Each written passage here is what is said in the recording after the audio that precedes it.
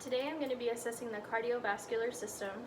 To start this assessment, I'm going to ask him about his health history, if he is a smoker, if he drinks any alcohol, what kind of exercise he does at home, if he has any history of hypertension, edema, or diabetes, or congestive heart failure, carotid artery disease, anything like that. For the family history, we're going to ask the same questions. If any of his family has ever had a history of hypertension, diabetes, carotid artery disease, or congestive heart failure. And then we'll move on to assess the vital signs, see if they're stable or unstable.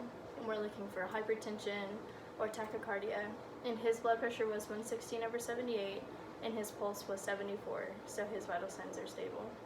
And then I would ask if he's having any shortness of breath, any dizziness, or any chest pain. Are you feeling anything like that? And then we're going to move on to the heart sounds. So we're going to listen to the aortic valve, the pulmonic valve, the tricuspid valve, and the mitral valve. So to start with the aortic valve, we're going to listen to the second intercostal space on the right.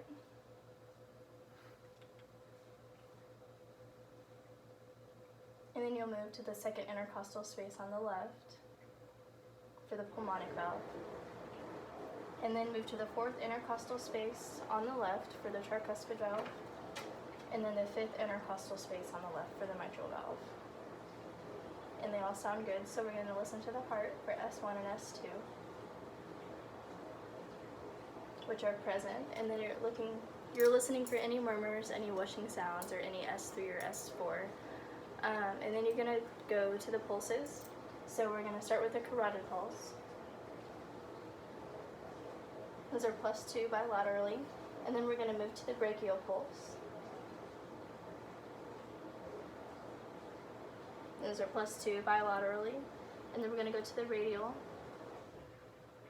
And those are +2 bilaterally. And then we're going to go to the legs. And we're going to go to the posterior tibial and the pedal. And those are +2 bilaterally.